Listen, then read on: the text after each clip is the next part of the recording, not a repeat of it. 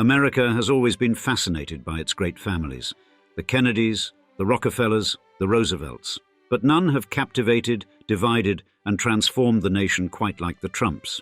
Indeed, as Donald Trump achieves what many thought impossible, reclaiming the presidency in a landslide victory after his historic 2020 defeat, the full scope of this family's impact on American history demands fresh examination. Today, we take you from the Klondike Gold Rush to the golden elevators of Trump Tower, from Queens real estate to the reality TV revolution, from the Manhattan skyline to the most stunning political comeback in presidential history, demonstrating how the Trump story defies easy categorization.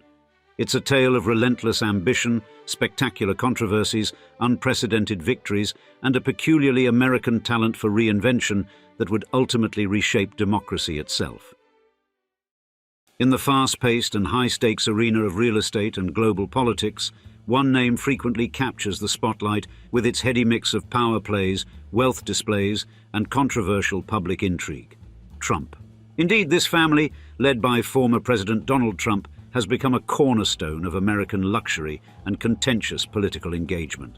Yet, a recurring curiosity among observers is whether the Trumps hail from an old money background, steeped in generations of affluence and influence, or if they represent the model of new money, with a penchant for reshaping norms and charting an unconventional path to prominence.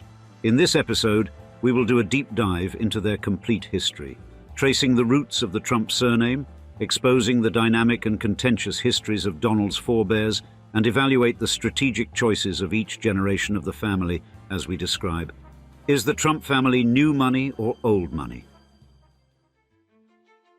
To determine whether the modern Trump family fits the old money mold, in other words, wealth inherited over generations, or represents new money, aka recently acquired riches and its distinctive traits, we must start by examining the origins of their fortune.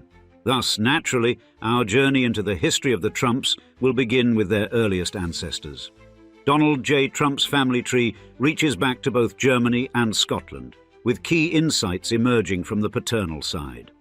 And the earliest known ancestor, Johannes Peter Christ, was born in Floersheim, Hesse, Germany, in 1626 and lived until 1689. Now, while the name Christ might seem a curious contrast to Trump, especially given Donald Trump's dramatic public persona, it is a relatively common surname in Germany. Notable figures with this name include Norman Christ, a physicist with a focus on computational theoretical physics, and Lena Christ, a German author known for her literary works. This particular Johannes Christ held the position of Schöffer, a lay judge with significant local influence, a role that implies he commanded respect and wielded some authority within his community, indicating a degree of status. Now, during Johannes's lifetime, Hesse was part of the Holy Roman Empire, an era marked by an agrarian economy and a feudal system. The region was also in the throes of major social and political upheavals, particularly related to religious matters, such as the Protestant Reformation, which began in the 16th century under Landgrave Philip the Magnanimous, and continued to influence the region's cultural and religious landscape throughout Johannes's life. Johannes Christ had 2 marriages and fathered 11 children, a notable number for the period. Indeed, in an agrarian society, such a large family would have been beneficial, providing labor for farm work, and Johannes's death at 62, considered a respectable age for his time, suggests he lived a relatively full life. This connection to a respected figure in the Holy Roman Empire gives the Trump family their first old money point, putting the score at 1-0, 1 point for old money, with new money still unaccounted for. Next, the Christ lineage eventually leads us to Philip Christ, father of Elizabeth Christ Trump. Philip was a tinker, repairing and polishing old tools and selling pots and pans, a common occupation in rural areas. He also owned a small vineyard, but the vineyard's income alone could not support his family. Now, Philip Christ's modest means are evident from his need to juggle multiple small-scale ventures. And this economic reality provides insight into the family's monetary standing in the 19th century and paints a picture of financial modesty. But Elizabeth Christ's marriage to Frederick Trump in 1902 marked a dramatic shift in the family's economic status. Born in 1880, Elizabeth grew up in a modest household and likely contributed to the family's domestic and agricultural tasks, and her marriage to Frederick Trump, who had already amassed significant wealth in America, represented a profound change from her previous economic conditions. Now, Frederick Trump, originally Friedrich Trumpf from Karlstadt, born in 1869, had made substantial financial gains in the United States. Certainly, he transformed his fortunes from his roots in economically struggling Palatinate, and this change from Elizabeth's early years to her later life introduces a new money point into the mix. That leaves our score at 1-1, with 1 point for old money through the Christ lineage and 1 point for new money for the enterprising Frederick Trump. Now, the name Trumpf from the Palatinate region provides a glimpse into the past and the evolution of names within German communities. In this case, Trumpf serves as a historical precursor to the now familiar Trump, and such name changes are not uncommon. Other Germans have similarly anglicized their names over time. A notable example is Jürgen Trumpf, a distinguished German diplomat who served as Secretary General of the Council of the European Union, illustrating a connection to the original name variant. Additionally, the shift from Trumpf to Trump was part of a broader trend among immigrants in America who sought to simplify their names for easier assimilation. Now, the Palatinate region, Frederick Trump's original home, faced significant economic hardship during his time. Once known for its winemaking traditions dating back to Roman times, the area had deteriorated into poverty by the late 19th century, and the region's economy, reliant on viticulture, struggled due to market fluctuations, political instability, and agricultural challenges. The additional impact of the Napoleonic Wars and the subsequent realignment of German states had worsened the situation. Thus, Frederick Trump arrived in New York as a young immigrant and initially worked as a barber, a trade he had learned in Germany, and his entrepreneurial spirit soon drove him westward. By the 1890s, he was running a restaurant in Seattle's notorious red light district. The Poodle Dog, as it was called, offered more than just meals. Its private rooms for ladies served as a cover for prostitution. But Friedrich's fortunes took a dramatic turn with the Klondike Gold Rush of 1896. Seizing the opportunity, he sold his Seattle business and moved north to the Yukon Territory, where his sharp business acumen became evident as he established a series of restaurants and hotels to cater to the influx of gold seekers. For example, the Arctic Restaurant and Hotel, his flagship venture, initially operated in Bennett, British Columbia, and later in Whitehorse, Yukon. But these ventures were not merely about providing sustenance and shelter. Reports from the era suggest that Trump's establishments also functioned as brothels, offering sporting ladies to minors. But Donald Trump has contested these descriptions of his grandfather's operations. Whatever the case was, Frederick Trump's Yukon enterprises proved immensely profitable. Therefore, rather than striking gold himself, Trump built his wealth by catering to those searching for fortunes in the harsh Yukon environment. His business model, serving miners rather than competing with them, allowed him to accumulate considerable wealth in a short time. In 1901, Friedrich returned to Karlstadt, Germany, as a wealthy man, and his return marked a significant shift from his humble beginnings as a barber's apprentice.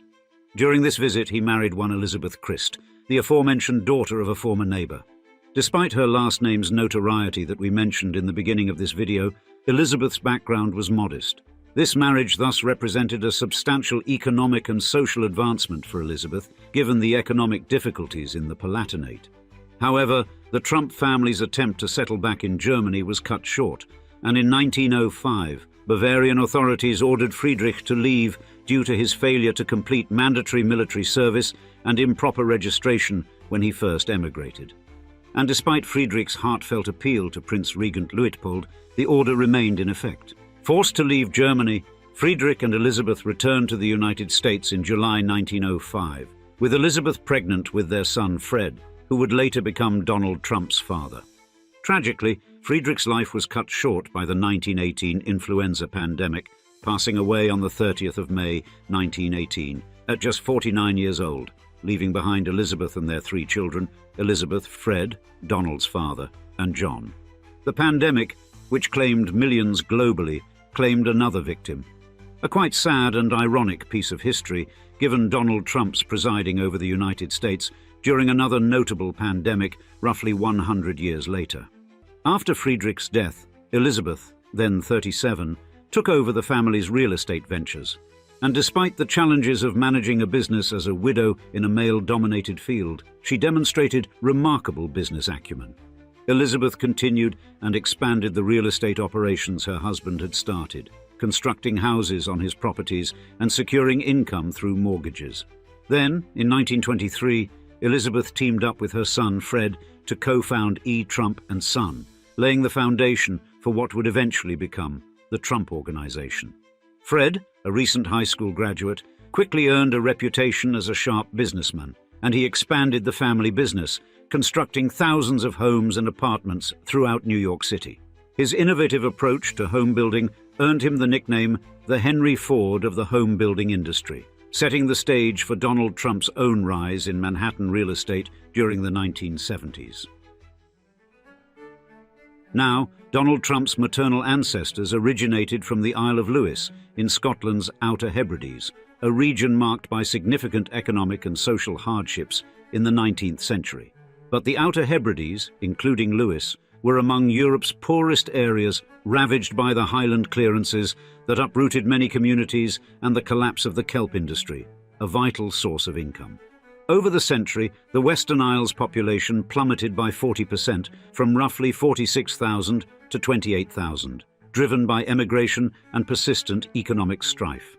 And the grandfather of Mary Ann MacLeod, Donald Trump's mother, was named Malcolm MacLeod and born in 1866 in Tong, near Stornoway.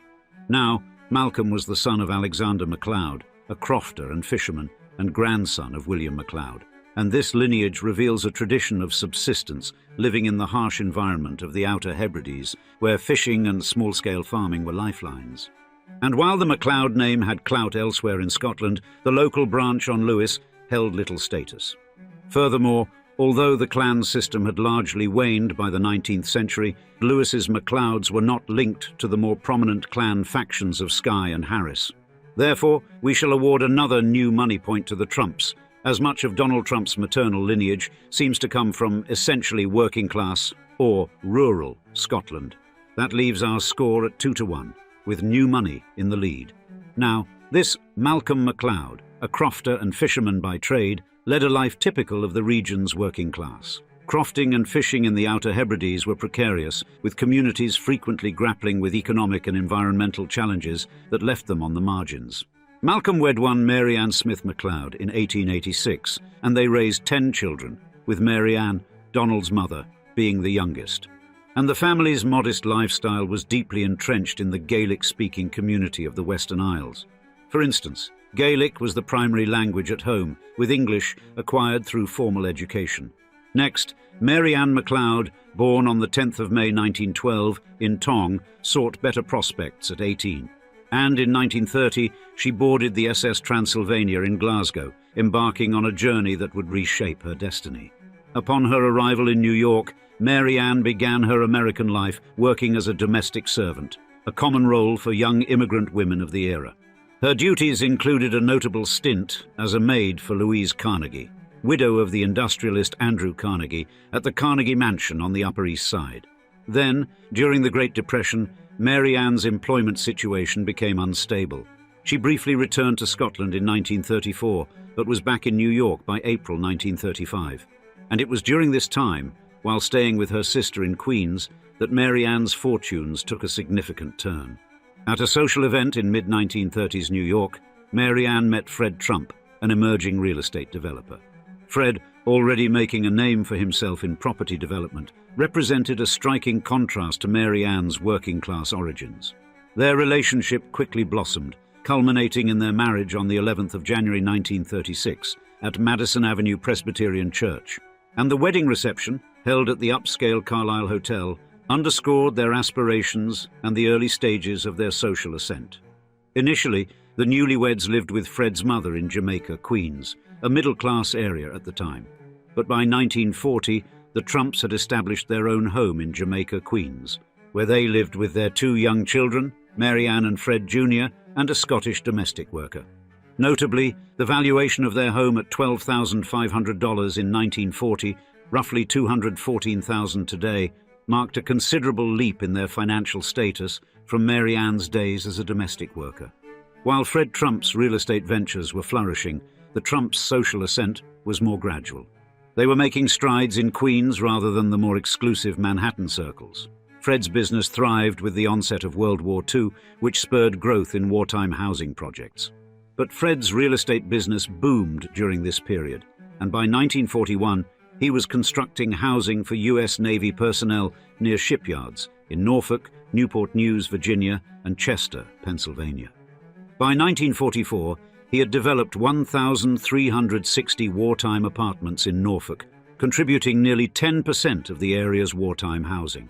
Thus, for the aspirational wedding, consistent upgrades in quality of life, and savvy social mobility the parents of Donald Trump experienced even before his birth, we shall award yet another new money point, leaving the score at 3-1 in favor of the statement, "The Trumps are new money."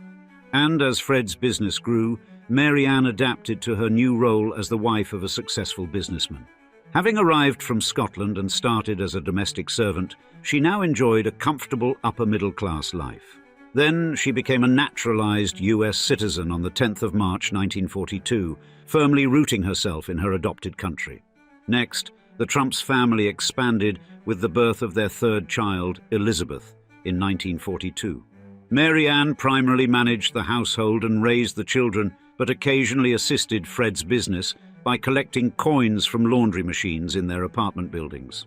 Now, Fred's parenting style was strict, characterized by rigid curfews and a no-nonsense approach to discipline, which influenced Donald Trump's upbringing. The wartime years, while presenting challenges, also offered Fred opportunities for expansion, and his post-war projects, including the Shore Haven development in Bensonhurst, positioned his business for substantial growth in the years to follow. By 1940, the Trumps' improved financial situation allowed them to move into their own home, and their employ of a Scottish domestic servant signaled their rising status and a reversal of Mary Ann's earlier position. As Fred's real estate empire expanded, the Trumps increasingly engaged in New York's social scene, hosting events and joining exclusive clubs. Mary Ann, once a domestic servant, was now entertaining business associates and local dignitaries, marking a significant transformation from her early days in America. Now, by the time Donald Trump reached his teenage years, the Trump family had firmly planted themselves in the upper middle class, reveling in a comfortable lifestyle that set them apart from many of their contemporaries. Fred Trump's success in real estate development enabled his family to enjoy a life of privilege, far removed from the financial struggles faced by most. Specifically, the Trumps resided in Jamaica Estates, Queens. At the time, a serene, upscale neighborhood characterized by its elegant homes and quiet streets. And their residence, a sprawling 23-room colonial, symbolized the family's ascent in social and economic circles. And Fred Trump's knack for real estate and relentless drive were instrumental in elevating the family's socio-economic status. His vast real estate empire, focused on middle-class housing across Brooklyn, Queens, and Staten Island, provided the Trumps with the financial means to send their children to prestigious private schools. Donald Trump, for instance, was enrolled at the Kew Forest School in Forest Hills before being transferred to the New York Military Academy at age 13. Interestingly, this move was prompted by Donald's boisterous and assertive nature. His parents hoped the regimented environment of the military academy would help channel his energy more constructively. Furthermore, the Trumps mingled with other prosperous business families in Queens and Brooklyn. They associated with figures entrenched in real estate and construction, including the Tomasello family, who had connections with the Gambino and Genovese crime families. These affiliations were crucial for securing lucrative contracts and navigating the real estate market, particularly during a time when organized crime held considerable sway over construction unions and material suppliers. And his relationship with lawyer Roy Cohn, who had ties to several mafia leaders, further highlighted the intersections between business and organized crime in the city's real estate sector. Now, although the Trumps enjoyed substantial wealth, they kept a relatively low profile in Manhattan's high society. You see, while they were respected locally, They were not part of the old money circles that dominated Manhattan's social scene. This is partly because Fred Trump concentrated his real estate ventures in the outer boroughs rather than the competitive Manhattan market, which influenced the family's social standing. In other words, while they were prominent within their local community, they didn't penetrate the elite circles of New York City. It is here that we should add yet another new money point to the Trumps for their means of social mobility, concentrated on the outer boroughs, reportedly consorting with crime figures and avoiding the need to play politics on the island of Manhattan, all point to an entrepreneurial, did-it-my-way attitude. That leaves our score at 4-1 for new money, but let's see if some other info can help even things up. Additionally, Fred Trump's career was marred by allegations of discriminatory rental practices and legal troubles involving profiteering and tax evasion. Therefore, Donald Trump and his siblings inherited this complex legacy, and growing up in Jamaica estates, they experienced both the benefits of affluence and the gritty realities of the real estate business. Now, Mary Ann Trump Barry, the eldest sibling, forged a distinguished path in law and public service. Born on the 5th of April 1937 in Queens, she attended Kew Forest School before pursuing higher education. She next graduated cum laude from Mount Holyoke College in 1958, earned a master's degree in public law and government from Columbia University in 1962, and later received her Juris Doctor from Hofstra University School of Law in 1974. Her legal career began as an assistant U.S. attorney in New Jersey, where she earned a reputation as a formidable prosecutor, particularly in substance-related cases. In 1983, President Ronald Reagan appointed her to the United States District Court for New Jersey, and she served until 1999, when President Bill Clinton elevated her to the United States Court of Appeals for the Third Circuit. Additionally, throughout her judicial career, Mary Ann was known for her sharp intellect and pragmatic approach. She earned respect for handling complex cases and navigating politically sensitive issues. In 2004, she was honored with an award from Supreme Court Justice Sandra Day O'Connor for her excellence in law and public service. Mary Ann's relationship with her brother Donald was complicated, and while she supported his early business ventures and political ambitions, she was also known to privately critique his behavior and policies. This tension became public in 2020 when her niece, Mary L. Trump, released recordings of Mary Ann's critical comments about Donald's presidency. In February 2019, Mary Ann retired from the federal bench amid an investigation into her involvement in the Trump family's tax practices, effectively ending the judicial conduct inquiry. She passed away on the 13th of November 2023 at 86 in her Manhattan residence. Next, Fred Trump Jr., born the 14th of October 1938, was the eldest son of Fred Trump Sr. and Mary Ann McLeod Trump. Like his sister Mary Ann, he attended Kew Forest School in Queens and graduated from Lehigh University in 1960 with a degree in business, serving as president of the Sigma Alpha Mu fraternity. But Fred Jr. chose a path distinct from the family real estate business, pursuing a career in aviation with TWA. And this choice created friction within the family, particularly with his father and younger brother Donald, who viewed his career decision as a departure from expectations. Now, Fred Jr.'s life was marred by alcoholism, which severely impacted both his professional and personal life. You see, unable to continue his career as a pilot, he worked sporadically for Trump management, performing maintenance tasks on family properties. His personal struggles led to a separation from his wife Linda Clapp and contributed to his premature death on the 26th of September, 1981, at 42.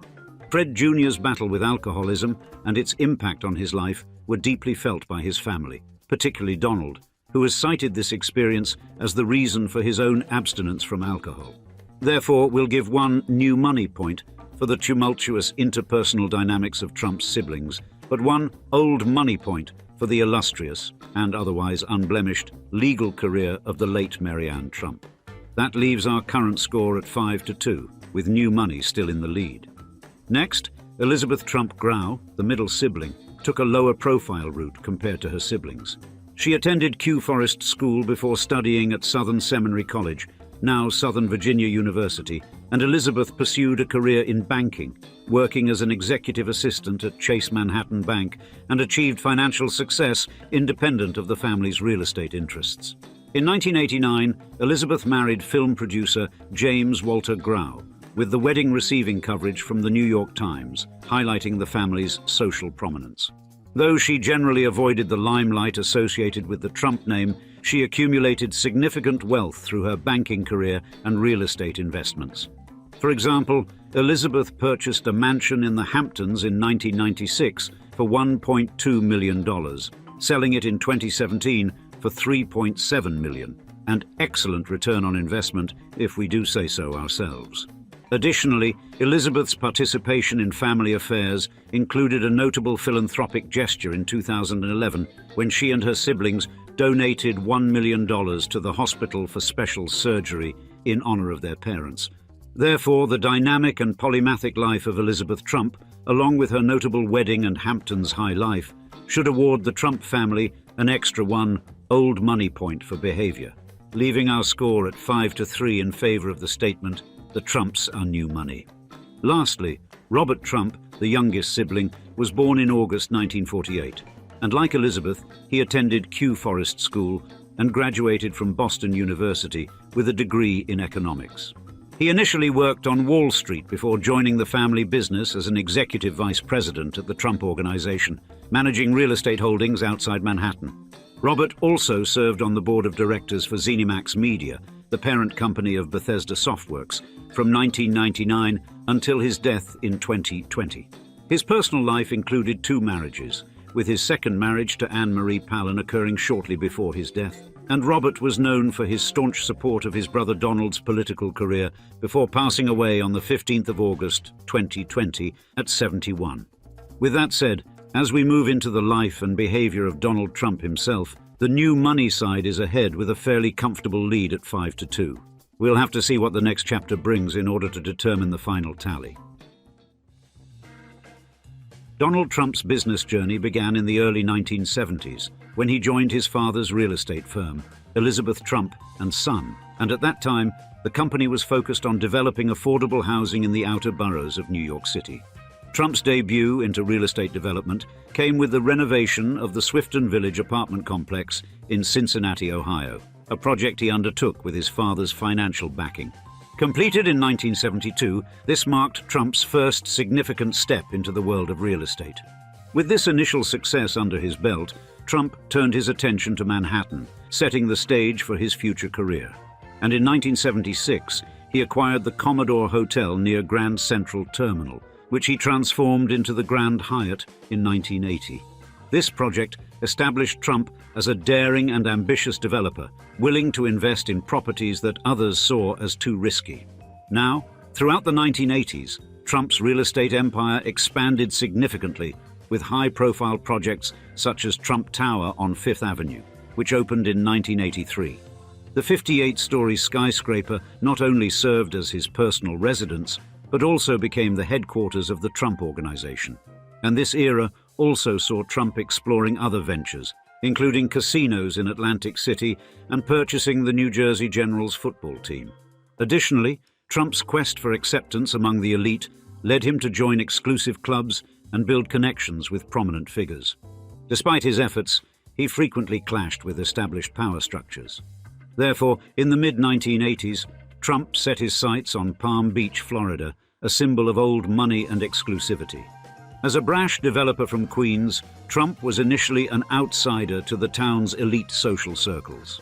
However, his purchase of Mar-a-Lago in 1985 for $10 million became a turning point in both his career and Palm Beach's history.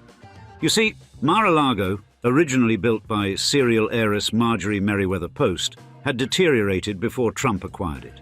Initially intended as a private residence, Trump faced challenges with the Palm Beach Town Council over plans to subdivide the property. After a contentious legal battle, including a $50 million lawsuit against the town, Trump altered his approach and transformed Mar-a-Lago into a private club in 1995. Naturally, this move was a dramatic departure from Palm Beach's old money social norms, and Trump's later decision to open Mar-a-Lago's membership to Jews and African Americans stood in stark contrast to many of Palm Beach's exclusive clubs, which maintained discriminatory practices. Specifically, Trump's attorney, Paul Rampell, had convinced him of the business opportunity in catering to wealthy Jewish residents who lacked an exclusive club. Furthermore, Trump's inclusive policy at Mar-a-Lago stirred controversy. He faced resistance from some Palm Beach residents and had to navigate complex local regulations. Then, in 1996, he filed another, separate from the aforementioned, $100 million lawsuit against Palm Beach, claiming that the town was discriminating against Mar-a-Lago partly due to its open membership policy. While the lawsuit focused on zoning issues, it highlighted the tensions surrounding Trump's challenge to the status quo. Despite the initial resistance, Trump's actions at Mar-a-Lago began to dismantle long-standing barriers in Palm Beach society, and the club became a pioneer in accepting African Americans and openly gay couples, marking a notable shift in the local social scene. Although driven primarily by business interests rather than social activism, Trump's approach contributed to altering the exclusivity of the Palm Beach community. Therefore, we shall award another new money point for Donald J. Trump's many battles with the decidedly old money traditional community of Florida, from his battle to rebuild the iconic post structure to his opening up of Mar-a-Lago to different social groups. That leaves our current score at 6-2 in favor of the Trumps are new money. Indeed, Trump's transformation of Mar-a-Lago into a thriving and inclusive private club demonstrated that an open membership policy could be both profitable and influential. And this approach challenged the exclusionary practices of other clubs and gradually reshaped the social landscape in Palm Beach.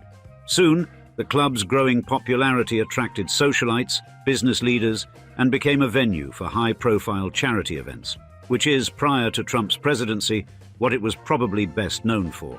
Naturally, as Trump's political career ascended, Mar-a-Lago's prominence soared, and during his tenure, Trump referred to it as the Winter White House, hosting international dignitaries and using it for official functions.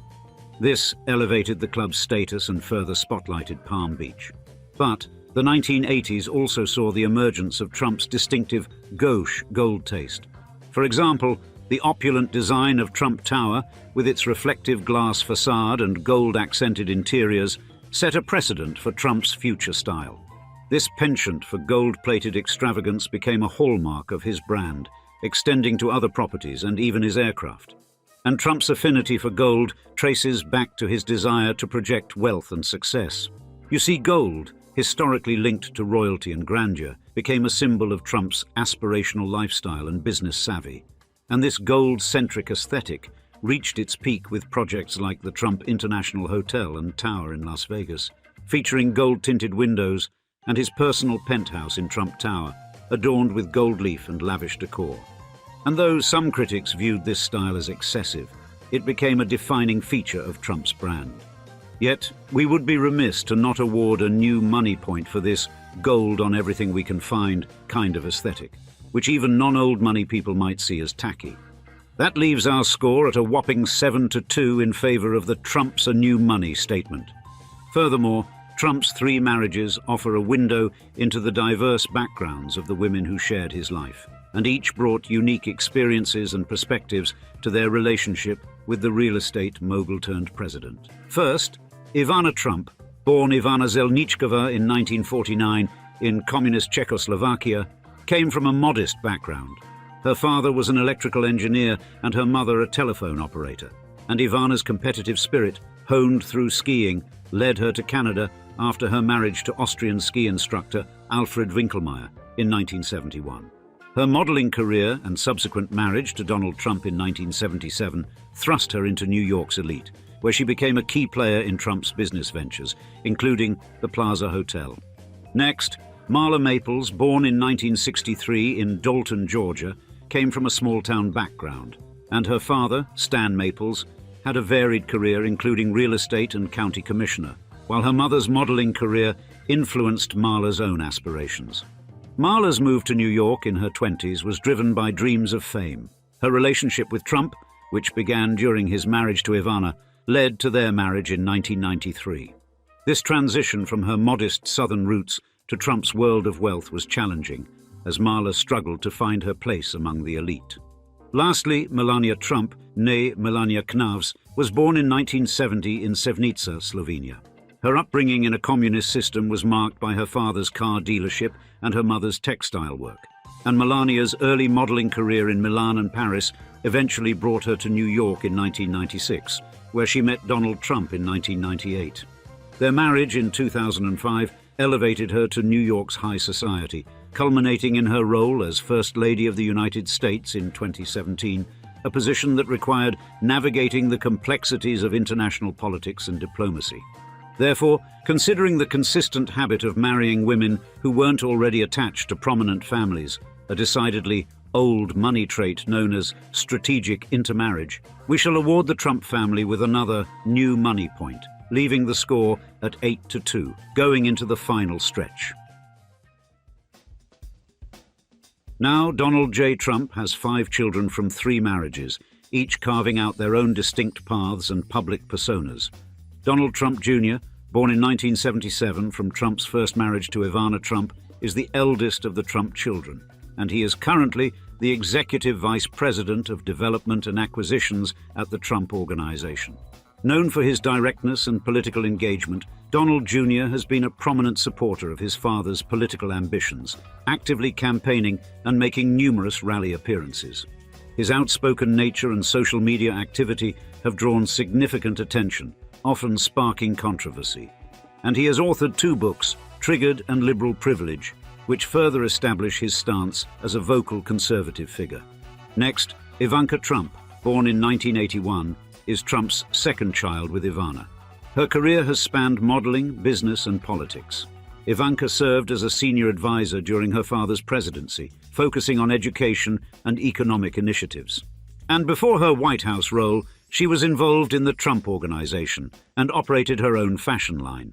Known for her polished public image, Ivanka is often seen as one of the more moderate voices within Trump's circle, although her consistent connection with her father, as opposed to distancing herself from him, leads many to consider her and her husband Jared Kushner to be some of the main Trump family insiders. Eric Trump, born in 1984, is the youngest child from Trump's marriage to Ivana, and like his siblings, he holds an executive role in the Trump Organization and manages Trump Winery. He frequently defends his father's policies and appears in media to support the Trump administration. Next, Tiffany Trump, born in 1993, is Trump's only child with his second wife, Marla Maples. Raised primarily in California by her mother, Tiffany pursued her education at Georgetown University Law Center, graduating in 2020. And though she has been less involved in the family business, Tiffany has participated in significant political events, including speaking at Republican national conventions. She is also known for her social media presence and has explored music and modeling. Lastly, Barron Trump, born in 2006, is the youngest of Trump's children and his only child with current wife Melania Trump. Due to his age, Barron has remained relatively private until recently, where he has gone viral numerous times during the 2024 election cycle for his height, youthful good looks, and impression that he is the heir apparent to his father's charismatic personality. Despite this fact, little is known about whether his behavior is similarly dominant and hard-nosed like his father. That remains to be seen. He attended St. Andrew's Episcopal School in Maryland during his father's presidency and later moved to Oxbridge Academy in Florida. Recently, Barron made headlines as a Florida delegate to the Republican National Convention, marking his initial foray into the political sphere. And therefore, we shall end with a last new money point for the Trump children as a group. For most of them, to varying degrees, have been public figures aligned with the Trump brand, as it were, rather than in the shadows, as many old money heirs would be in order to preserve the family wealth for generations. That leaves the final tally at 9-2, with a resounding score in favor of the claim that the Trumps are new money. Behind every great political dynasty stands an even greater family machine, each member carrying a distinct role in the grand narrative. In the 20th century, the Kennedys showed us this first: Bobby's bulldog attitude and legal genius, Teddy's senatorial mastery, and Jack's charismatic leadership. Then, at the top of the 21st century, the Bushes refined it through H.W.'s diplomatic prowess and W.'s folksy charm. But the Trump resurrection of 2024 reveals a new evolution in dynastic politics, and while the raw numbers tell one story, 312 electoral votes, A 5 million popular vote margin and battleground states falling like dominoes, the Trump family machinery behind this victory unveils something more profound. Eric Trump emerged as the quiet revolutionary, transforming campaign operations into a digital age marvel that left veteran political operators in awe. Don Jr. became the movement's torchbearer, channeling his father's fire while building his own power base among the faithful. And even 18-year-old Barron showed remarkable instinct, his hand-picked roster of podcast influencers swaying crucial young male voters in unprecedented numbers. But as each of the Trump children transition from campaign warriors to potential heirs of America's most polarizing political movement, a crucial question emerges. Will they prove themselves worthy successors to their father's revolution? Or will the weight of his legacy prove too heavy to bear? In today's episode, we'll analyze each Trump child's strengths, weaknesses, and chances of maintaining their father's movement, as we answer if the Trump children are great heirs or destined to fail. First on our list is the youngest Trump heir, and perhaps the most intriguing. Born in 2006 to the Donald and First Lady Melania Trump, Barron Trump stands tall, quite literally, at 6 feet 7 inches, as the first true digital native of the Trump dynasty. Thus, what we're looking at here is something unprecedented in American political families. A potential heir who came of age during the social media revolution, born to a celebrity-turned-president father and a fiercely protective former model mother.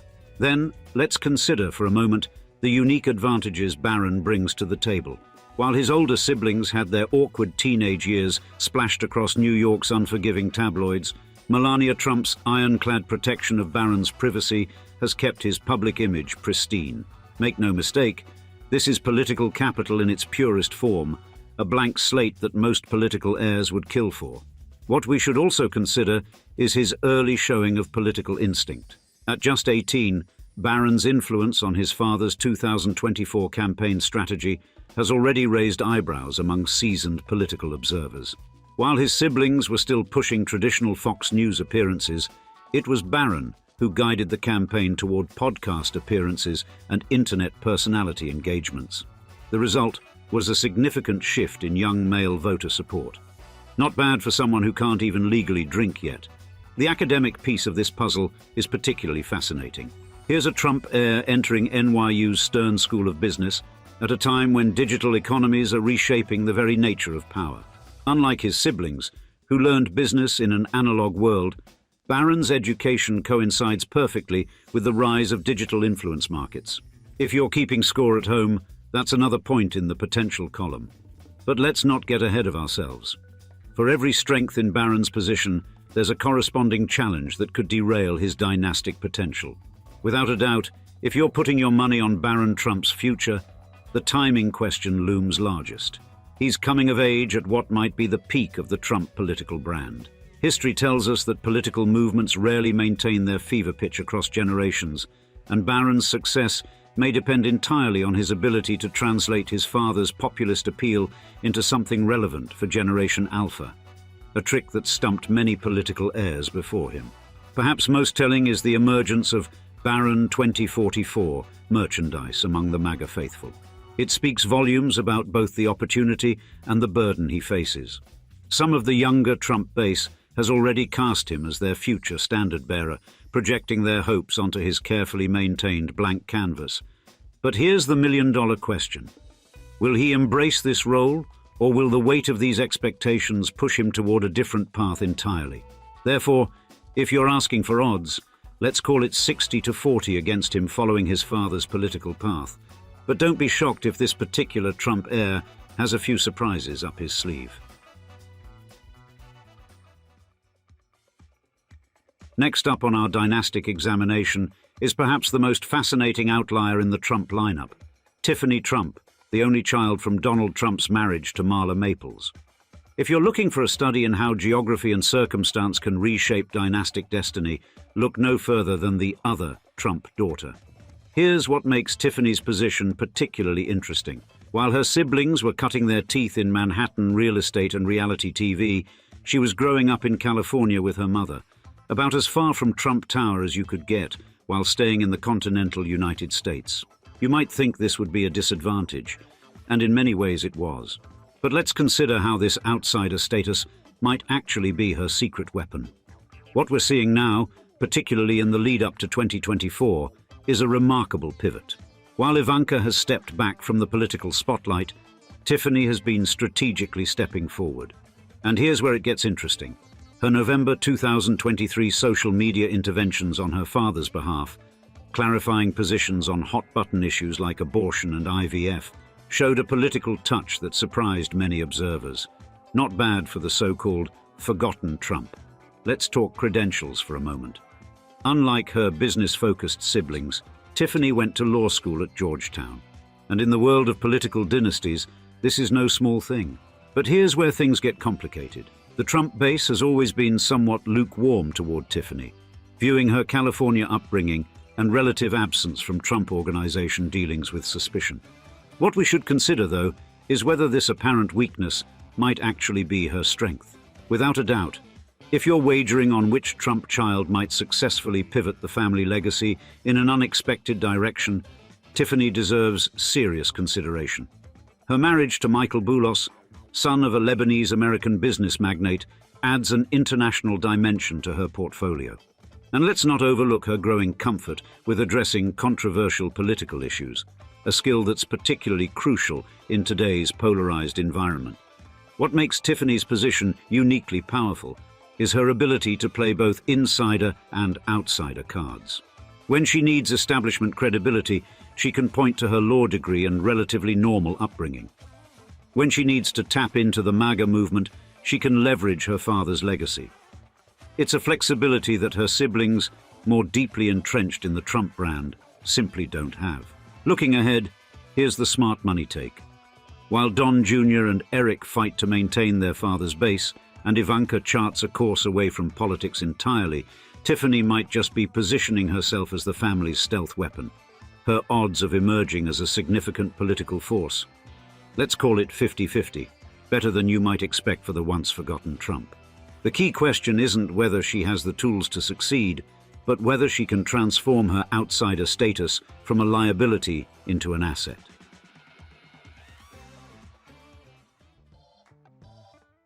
Moving up our chronological ladder brings us to Eric Trump. And if you're looking for a study in how personality might be destiny in political dynasties, you've found it. Let's start with an uncomfortable truth. In a family built on showmanship and swagger, Eric Trump's personality is decidedly normal. What we're looking at here is the unusual case of a political heir who seems almost temperamentally unsuited for the empire he's meant to help lead. While his father electrifies crowds with bombastic declarations and his brother Don Jr. plays the role of MAGA warrior, Eric speaks in the measured tones of a corporate middle manager. In the world of Trump politics, that's like bringing a spreadsheet to a prize fight. But here's where things get fascinating. The 2024 campaign revealed that being the normal Trump might actually be a superpower. While everyone was watching Don Jr.'s fiery speeches and Barron's podcast strategy, Eric was quietly building what might be the most sophisticated political operation in modern campaign history. Let's talk numbers for a moment. Under Eric and his wife Lara's management, the campaign orchestrated rallies that broke attendance records, coordinated over 200,000 poll watchers and volunteers, and developed a hybrid digital traditional ground game that rewrote the rules of political organizing. This wasn't just campaign management.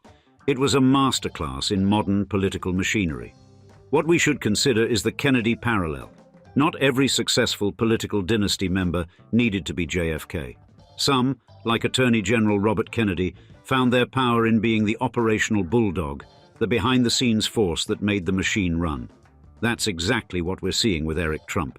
Without a doubt, if you're looking at who actually secured the 2024 victory, Eric and his wife Lara's fingerprints are everywhere. His modernization of the campaign's fundraising approach, blending aggressive digital strategies with traditional donor cultivation, created a war chest that seemed bottomless.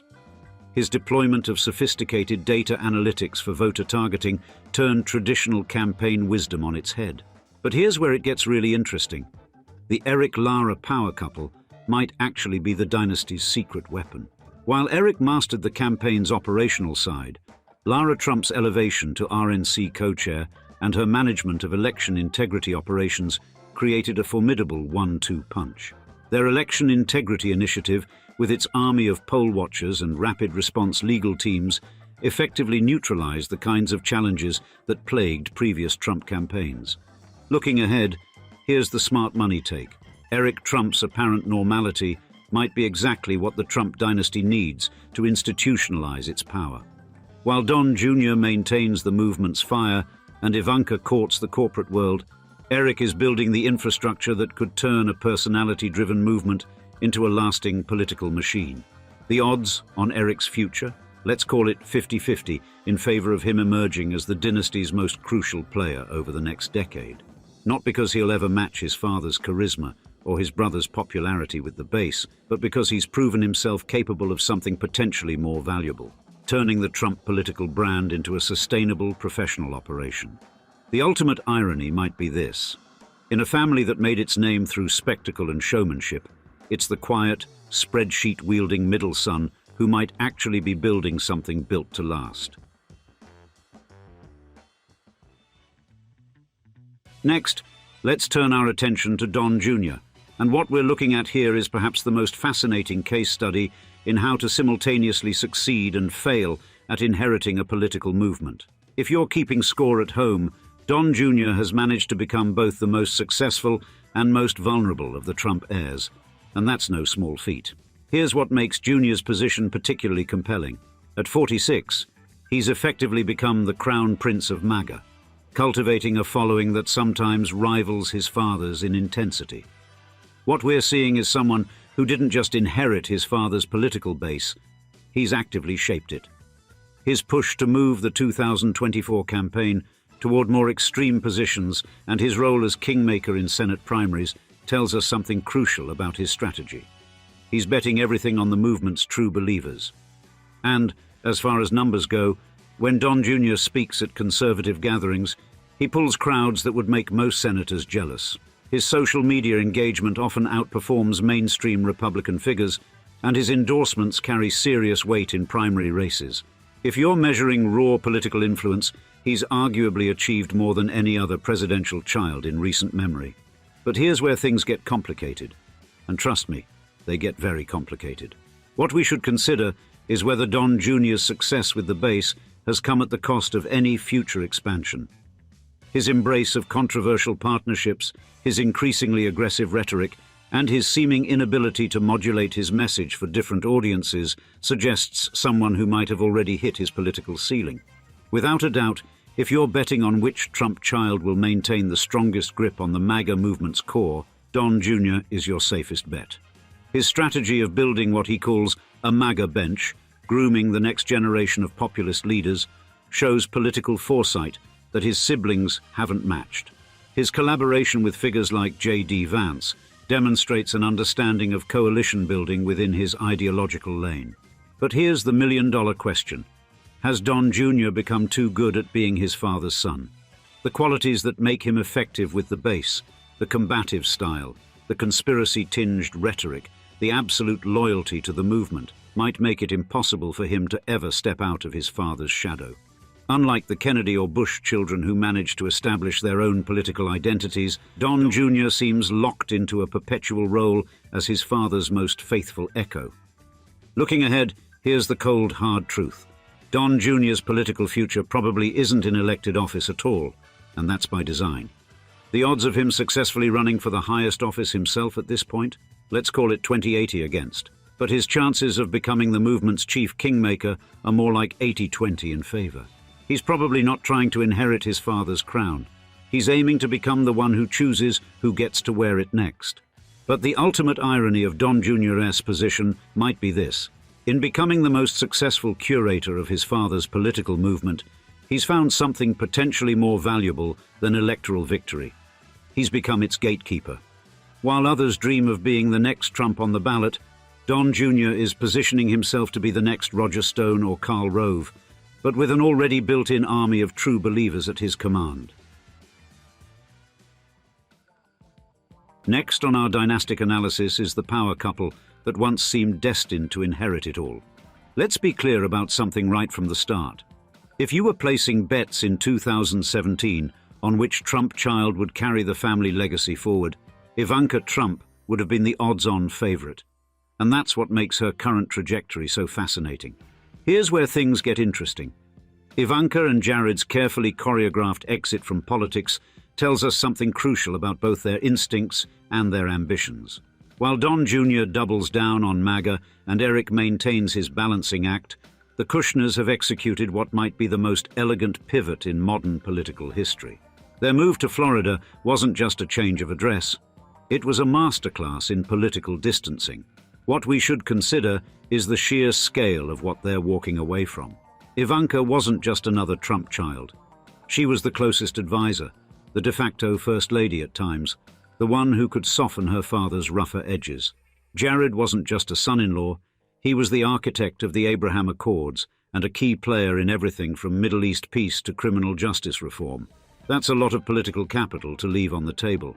But let's talk strategy for a moment. While critics see their withdrawal from politics as a retreat, what we're actually watching might be a sophisticated long-term play. Jared's $3 billion private equity fund, backed by Saudi and Emirati money, suggests someone building influence through channels that don't depend on election cycles. Meanwhile, Ivanka's careful maintenance of her personal brand, emphasizing business and family over politics, keeps her options remarkably open. Without a doubt, if you're looking for the Trump heirs, most likely to maintain their own non-Trump-related global power regardless of political wins, the Kushners are your best bet. Here's why. They've managed to translate their White House experience into tangible international relationships and business opportunities while avoiding the taint of January 6th and subsequent controversies. And that's no small feat. Thus, here's where the odds get really interesting.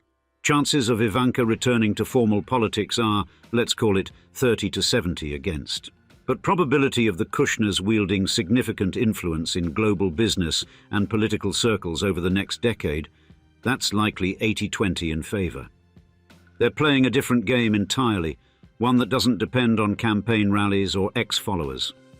Looking ahead, here's the hot take. Ivanka and Jared haven't abandoned power. They've just chosen to pursue it through boardrooms rather than ballot boxes. And in a world where corporate influence often outlasts political movements, that might just make them the most successful Trump heirs of all. And last, let's turn our attention to what might be the most intriguing part of the Trump dynasty story, the grandchildren. If you're looking for signs of where this political dynasty is really headed, the third generation often tells us more than the second. Thus, the Trump family's third generation presents a fascinating case study in dynasty building, with 10 grandchildren poised at a unique historical crossroads. For example, watch 17-year-old Kai Madison Trump's performance at the 2024 Republican National Convention, and you'll see the careful cultivation of the next generation in action. And her portrayal of Donald Trump as a doting grandfather sneaking candy to his grandchildren wasn't just charming. It was calculated political theater straight from the dynastic playbook. The divergent paths chosen for these heirs reveal each family branch's distinct vision for the future. Within Don Jr.'s camp, his children, Kai, Donald III, Tristan, Spencer, and Chloe, are being steeped in grassroots political culture. And the Kushner offspring, Arabella, Joseph, and Theodore, inhabit an entirely different world, exemplified by Arabella's 2023 bat mitzvah, which showcased their family's global connections and cosmopolitan outlook. Meanwhile, Eric's children, Luke and Carolina, tread a careful middle ground between visibility and discretion, much like their parents. These contrasting approaches paint a vivid picture of competing strategies within the Trump empire. Don Jr.'s children breathe the air of MAGA rallies and conservative politics, while the Kushner kids navigate international boardrooms and diplomatic circles. It's a deliberate bifurcation that hedges the family's dynastic bets, one branch maintaining the movement's populist core, while another builds bridges to the global elite. Two figures emerge as particularly significant in this generational drama: Kai Madison Trump and Arabella Kushner. They embody radically different possibilities for the Trump legacy. Kai appears groomed to inherit the MAGA mantle directly, her political education focused on mass appeal and populist messaging. Arabella's trajectory suggests a more nuanced approach, combining business acumen with moderate political sensibilities. But currently, most insiders favor Don Jr.'s branch for producing the next outright political star. His children's immersion in campaign culture and base politics gives them a head start in traditional political mechanics. Yet, this generational transition occurs against a backdrop of unprecedented political polarization. Unlike previous political dynasties, these children inherit a name that instantly divides any room they enter. Their public appearances serve as real-time experiments in managing split-second judgments, adoration from one half of America, immediate skepticism from the other. Statistical modeling suggests a 60% probability of at least one Trump grandchild achieving major political office by 2040. But electoral success alone won't be enough. For the Trump grandchildren, the stakes transcend mere family legacy. They're inheriting stewardship of a political movement at its inflection point. Their success or failure in adapting this movement for the future may ultimately reveal more about America's political evolution than their grandfather's presidency itself. Some families collect art, others collect cars. The Trump family, on the other hand, collect monuments to excess, mansions and architectural declarations that proclaim their success in a language of marble, gold, and square footage. From a Manhattan penthouse, where even the air conditioning vents wear gold leaf, to a Palm Beach club where world leaders dodge golf carts, their properties form a billion-dollar portfolio that redefines residential grandeur. Each home serves as a chapter in an ongoing saga of American ambition, where every purchase makes headlines and every renovation requires its own zip code. In today's episode, we'll give you a grand tour of the Trump's luxury houses, because this isn't just real estate, it's theater on a grand scale, where every property must not just impress, but overwhelm.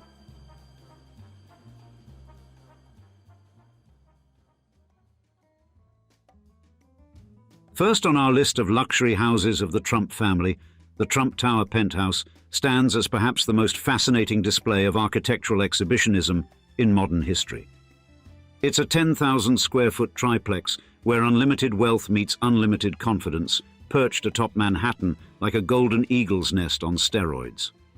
And Louis XIV, were he to wake up in 21st century Manhattan and stumble into this penthouse, would undoubtedly feel right at home. Indeed, the entire residence serves as an audacious love letter to Versailles, though even the Sun King might raise an eyebrow at the sheer audacity of it all. Every surface makes an unequivocal statement that subtlety had no place in the design brief. But the pièce de résistance remains the 24-carat gold leaf, adorning practically every surface that wasn't quick enough to dodge the gilders, as if King Midas had a particularly productive day at the office. Crystal chandeliers hang from the ceilings like frozen waterfalls of pure ostentation, casting what can only be described as money-colored light across rooms lined with enough rare marble to make an Italian quarry owner weep with joy. The kitchen, naturally, comes equipped with Gaggenau and Sub-Zero appliances. One simply cannot heat up caviar in anything less. The Arabescato Corchia marble countertops alone likely cost more than most people's entire homes. But then again, when cooking at this altitude, ordinary granite would be an insult to the zip code. The bedroom suite, wrapped in pink Rosa Macchia marble, presents a masterclass in what happens when someone takes thinking pink to its logical extreme. The adjoining sunlit lounge offers views that reduce Manhattan to a personal chessboard, with Central Park serving as the world's most expensive green carpet.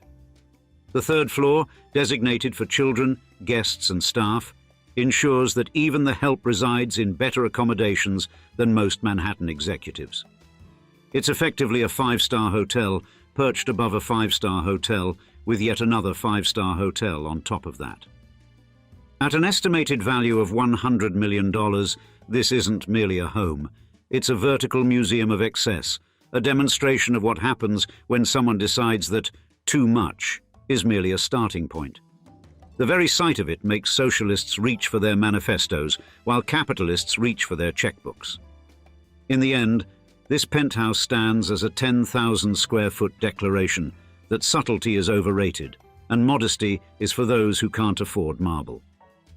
In a city that never does anything by halves, it remains perfectly, unapologetically on brand.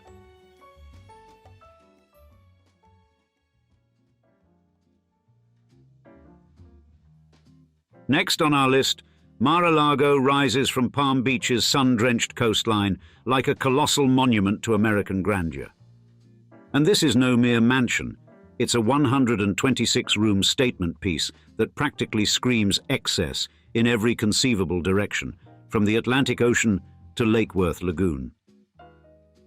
When Marjorie Merriweather Post built this Mediterranean fantasy in 1927, she couldn't possibly have known she was creating the perfect stage for a future president's particular brand of showmanship. The serial heiress might have named it Sea to Lake in Spanish, but under its current ownership, it might as well translate to more is more. Trump acquired this architectural extravaganza for a mere $10 million in 1985, the real estate equivalent of finding a Picasso at a garage sale. True to form, he promptly decided that what this historic mansion really needed was a 20,000 square foot ballroom slathered in $7 million worth of gold leaf. Because nothing says subtle sophistication quite like a room that makes Versailles look understated. The transformation into an exclusive private club in 1995 was a masterstroke of business acumen. Why own a palatial estate when you can charge others handsomely for the privilege of visiting it? The club rapidly became the ultimate status symbol for the wealthy seeking to network in their natural habitat, surrounded by ornate furnishings and like-minded individuals with similarly robust bank accounts. During Trump's presidency, this pleasure palace evolved into the Winter White House, hosting global leaders who found themselves conducting international diplomacy while dodging golf carts. The 17-acre property suddenly required security measures that made Fort Knox look like a self-storage unit. The main house exemplifies what happens when unlimited resources meet unbridled ambition. With 42-foot ceilings and antique Cuban tiles, the living room alone contains more history than most museums. The dining room, modeled after Rome's Chigi Palace, seats 34 guests, perfect for those intimate dinner parties where world-changing decisions might be casually discussed over the soup course. Now, Trump's official residence, Mar-a-Lago's value has soared to over $160 million, a figure that seems almost modest, considering it buys you not just property, but a slice of American political history. The estate has transformed into a symbol of power, privilege, and the peculiarly American knack for turning private wealth into public influence. This tropical paradise, with its manicured gardens and private beach, stands as the ultimate display of American excess, a place where political ambitions and personal branding have merged into something entirely unprecedented. It's the physical embodiment of its owner's philosophy. If something's worth doing, it's worth overdoing spectacularly.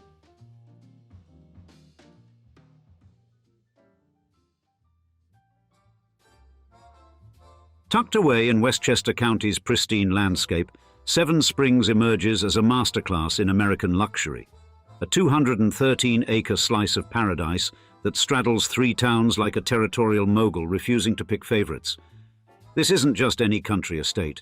It's a sprawling declaration of success that practically whispers, "I've made it," through its meticulously crafted stonework.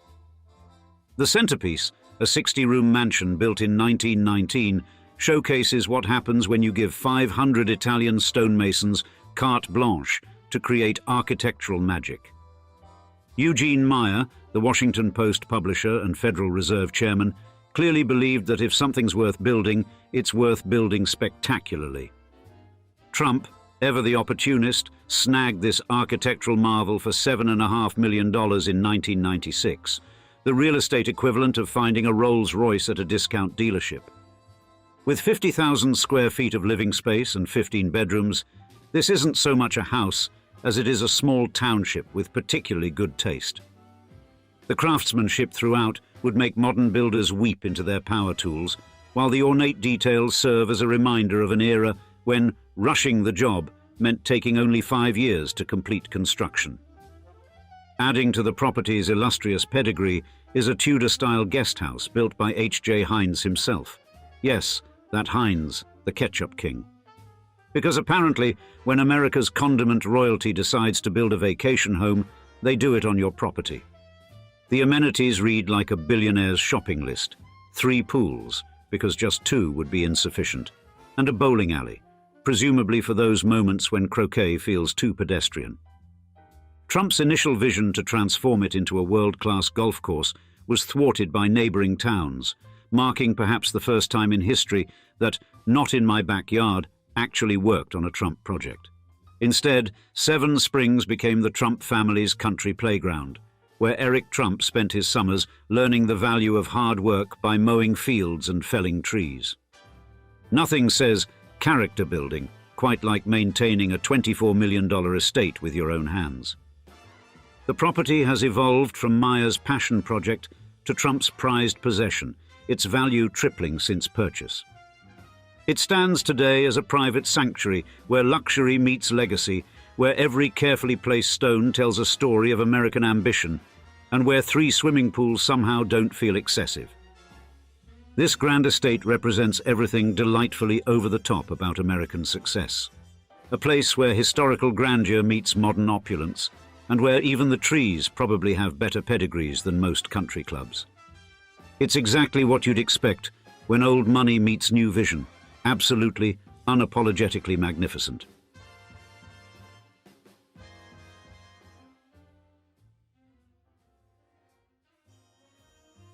In what might be called the Great Trump Migration to Florida's gilded shores, Eric and Lara Trump have planted their flag in Jupiter, naturally within the confines of Trump National Golf Club. The $3.2 million acquisition proves that when it comes to real estate, the apple doesn't fall far from the gold-plated tree.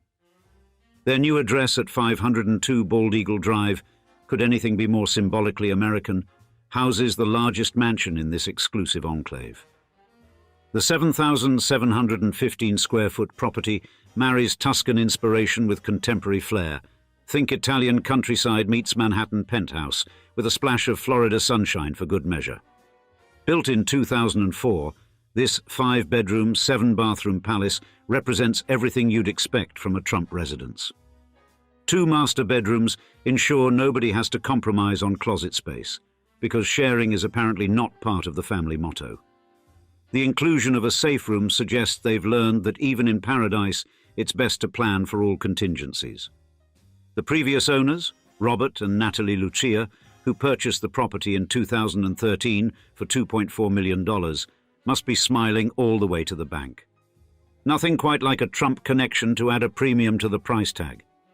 The outdoor space reads like a resort amenity list: swimming pool, outdoor kitchen, and a full cabana bath. Because in Florida, if you're not entertaining outdoors, you're simply not entertaining properly. The setup practically begs for family gatherings, where business deals might accidentally happen between cocktails and canapes.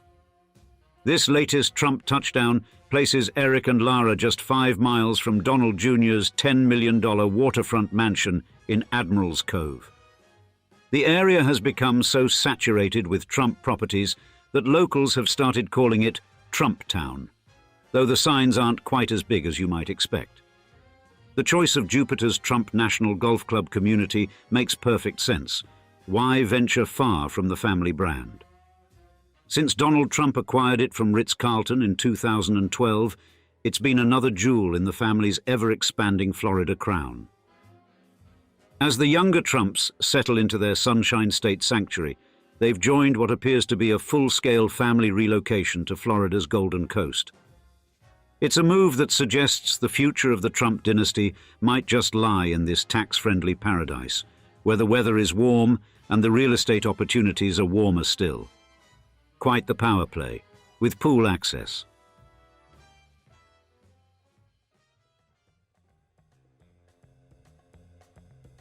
The Trump family's Florida takeover continues with Donald Trump Jr.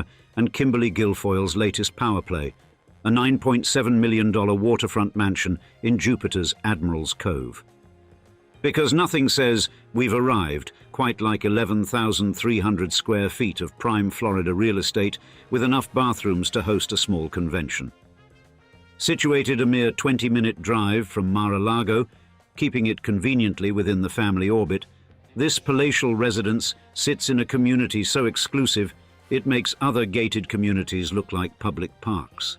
With amenities including a 45-hole golf course, marina, tennis courts and spa, it's essentially a billionaire's playground, masquerading as a neighborhood. The mansion, boasting 6 bedrooms and, wait for it, 11 bathrooms, provides ample space for their blended family.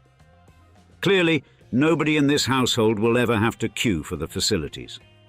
Perched on 1.2 acres at the end of a cul-de-sac, it's the kind of property that whispers privacy while screaming success in equal measure. Previous owners Sherry B. Nelson and her ex-husband, former Yankees pitcher Jeff Nelson, must be feeling rather pleased with their investment acumen. Having purchased the property for $3.5 million in 1995, they've watched it nearly triple in value. Nothing like a Trump connection to add a few zeros to the price tag.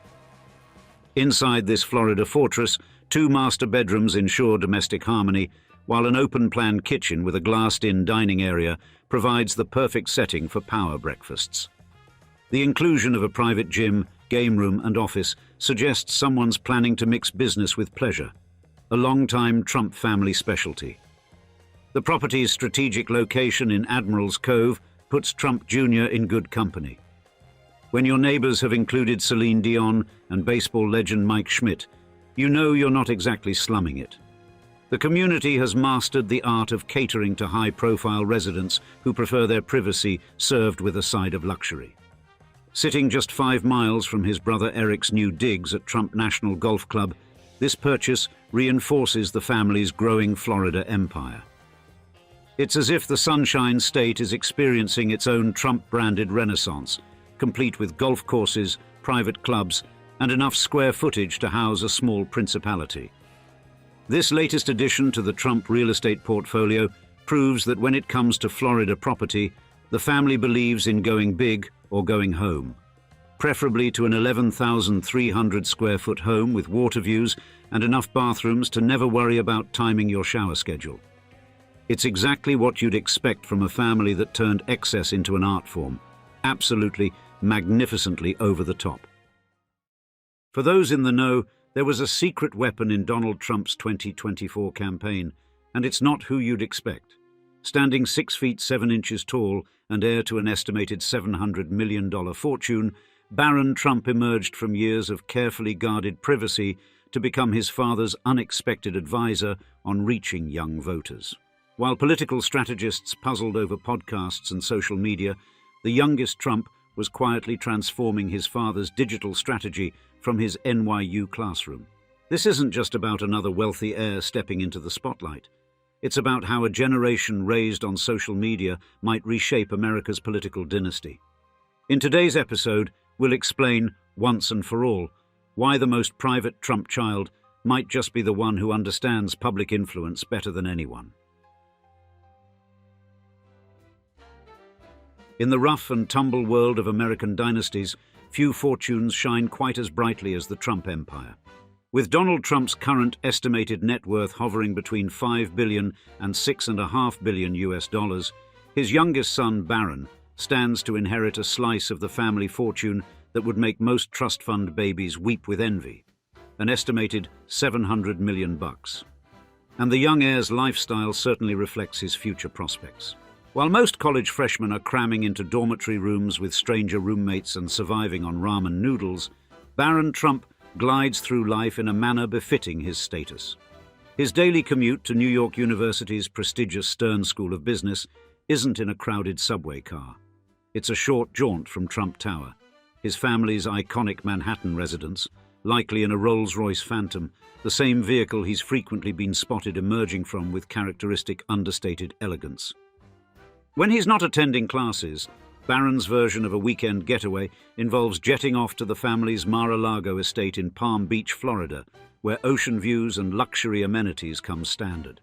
For variety, there are always the ski slopes of Aspen, Colorado, or perhaps a quick trip across the pond to the Trump family's golf resort in Doonbeg, Ireland. His wardrobe consists of carefully curated pieces from Ralph Lauren and Burberry, while his feet are invariably clad in the finest Nike Air Jordans money can buy. But perhaps the most striking thing about this heir to the Trump fortune isn't his material wealth. It's his physical stature. Standing at an impressive 6 feet 7 inches, the 18-year-old towers over both his famous parents, a height his father proudly attributes to the hearty meals prepared by his late Slovenian grandmother, Amalia Knavs. Yet beneath the designer clothes and luxury travel lies an intriguing contradiction. Despite being born into one of America's most publicly scrutinized families, Barron Trump has managed to maintain a relatively low profile. That is, until recently. His unexpected role in his father's 2024 presidential campaign, where he served as an unlikely advisor on youth outreach, helping select key podcasts for his father's appearances, marked his first significant step into the political spotlight. As Barron begins his journey at NYU's Stern School of Business, surrounded by Secret Service agents instead of typical college orientation leaders, he faces a unique challenge, balancing his status as a future inheritor of a multi-billion-dollar fortune with his desire to forge his own path. And while rumors swirl about his romantic life, including speculation about a relationship with model Clara Jones, Barron seems more focused on maintaining his privacy than embracing the tabloid attention that has followed his family for decades. The stage is set for a fascinating story of wealth, privilege, and the weight of dynastic expectations. But to truly understand Barron Trump's position at this crossroads of history, we need to step back and examine the remarkable confluence of circumstances that brought him here, starting with his unique heritage, spanning from the rolling hills of Slovenia to the towering spires of Manhattan. The story of young Baron William Trump begins in the small industrial town of Sevnica, Slovenia, where the Sava River winds through valleys shadowed by alpine peaks. Here, in this modest corner of what was then communist Yugoslavia, his maternal grandparents laid the foundation for an extraordinary American journey. Victor Knavs drove cars for a living, later transitioning to selling their parts, while his wife, Amalia Ulchnik, worked as a pattern maker in a children's clothing factory. Their daughter, Melania, would one day transform into Melania Trump, but the rhythms of their working-class life still echo through generations. Deep in the Slovenian countryside, Barron's great-grandparents, Jožef Knavs and Antonia Ribic on one side, Anton Ulchnik and Amalia Gliha on the other, lived lives bound by tradition and faith. Even as communist doctrine demanded atheism, the family preserved their Catholic heritage through secret baptisms, a tradition that would eventually extend to young Barron himself. The German branch of Barron's family tree stretches back to the sun-dappled vineyards of Karlstadt, in Germany's Rhineland-Palatinate. Johannes Trump, born in 1789 in Bobenheim am Berg, cultivated the region's steep slopes as a wine grower. His descendants Frederick Trump and Elizabeth Christ carried this heritage across the Atlantic, where their son Frederick Christ Trump would be born on American soil, marking the family's transformation from Old World vintners to New World builders. From the windswept Outer Hebrides came another strain of Barron's ancestry.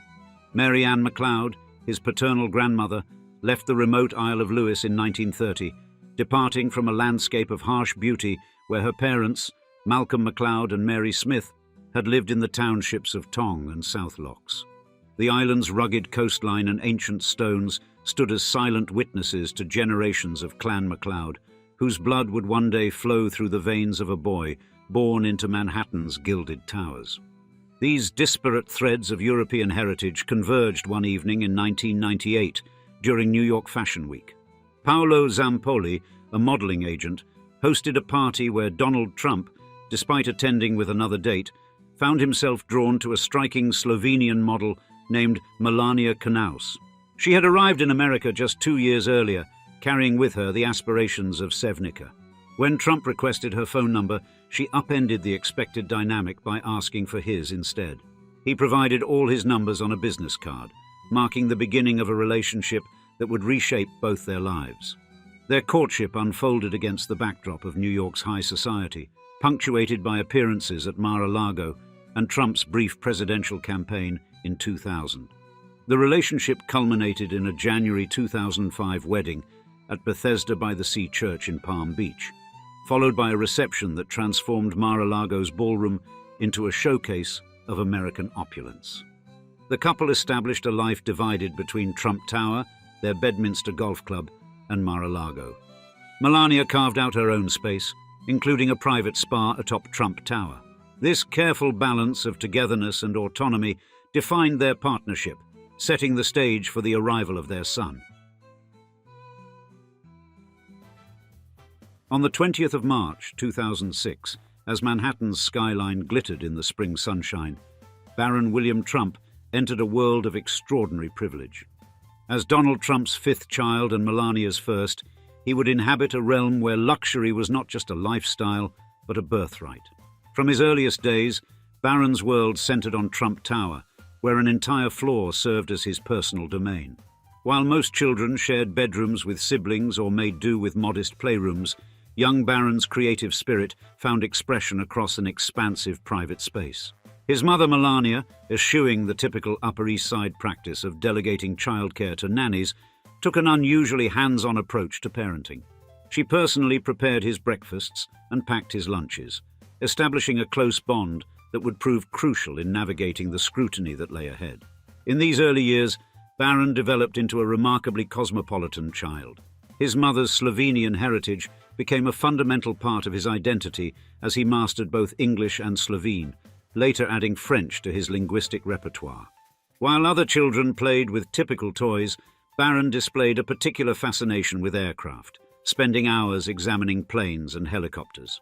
In his playroom, where other parents might have scolded their children for drawing on walls, Melania encouraged this creative expression, allowing the walls to become canvases for her son's imagination.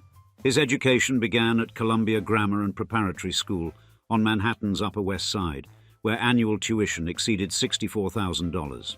Here, among the children of New York's elite, Barron began his academic journey, seemingly destined for a life of quiet privilege. But destiny had other plans. In 2015, the relative normalcy of Barron's childhood transformed overnight when Donald Trump descended the golden escalator of Trump Tower to announce his presidential candidacy. As the campaign intensified, Melania worked tirelessly to maintain her son's routine, shielding him from the mounting media circus. Even after his father's victory in 2016, the family made an unprecedented decision. Barron and Melania would remain in New York, prioritizing educational stability over immediate relocation to Washington. It wasn't until the 11th of June 2017 that Barron finally took up residence in the White House, becoming the first presidential son to live there since John F. Kennedy Jr. The move brought a new school, St. Andrew's Episcopal in Maryland, and a new reality as the president's son. Yet even in this most public of houses, Barron maintained a carefully guarded privacy, appearing only at select events like the Easter egg roll and Thanksgiving turkey pardoning. As he grew, Barron's physical transformation became a subject of public fascination. He stretched to an impressive 6 feet 7 inches, towering over both parents and earning the nickname Little Donald, though the moniker seemed increasingly ironic given his stature. His father, never shy about public praise, often highlighted Barron's technological prowess, particularly during a 2016 presidential debate where he marveled at his son's computer skills. Through it all, Melania's description of her son as strong-minded, very special and smart proved prophetic. These qualities would serve him well as he navigated the unique challenges of growing up as the youngest Trump, forging his own identity while carrying the weight of one of America's most famous surnames. The year 2020 marked a turning point in Barron Trump's trajectory, though not in the way anyone might have expected. As COVID-19 swept across the globe, the president's son found himself, like millions of other students, adapting to remote learning from within the White House walls. Even during his father's high-stakes re-election campaign, Barron maintained his characteristic low profile while continuing his studies at St. Andrew's Episcopal School in Maryland. The end of his father's presidency in January 2021 brought another significant shift. The The Trump family relocated to their Mar-a-Lago estate in Palm Beach, Florida, where Barron began the next chapter of his education at Oxbridge Academy. The choice was notable. Founded by billionaire Bill Koch, the school provided a prestigious setting for Barron's teenage years, far from the political intensity of Washington. But it was May 2024 that marked a major milestone as Barron graduated from Oxbridge Academy, making a rare public appearance that drew considerable attention from both media outlets and Trump supporters. Yet, his next move would truly signal his emergence from the carefully maintained privacy of his youth: enrollment at New York University's Stern School of Business.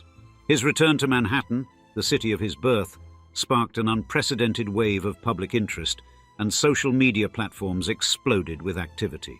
TikTok and Instagram became flooded with blurry, Sasquatch-like sightings of the former president's son on campus, and these amateur paparazzi moments revealed a growing fascination with the once sheltered Trump heir. In addition to the more photocentric platforms, Barron Trump's emergence into public life has sparked full vitality on X, formerly Twitter, where his every move generates waves of speculation and interest. This heightened attention crystallized when he was announced as a delegate at the Republican National Convention, marking his first official step into the political arena that has defined his family's legacy. But the viral moments that followed painted a portrait of a young man caught between privacy and destiny. His appearance at a campaign rally, where he stood and waved to an enthusiastic crowd, became instant social media fodder.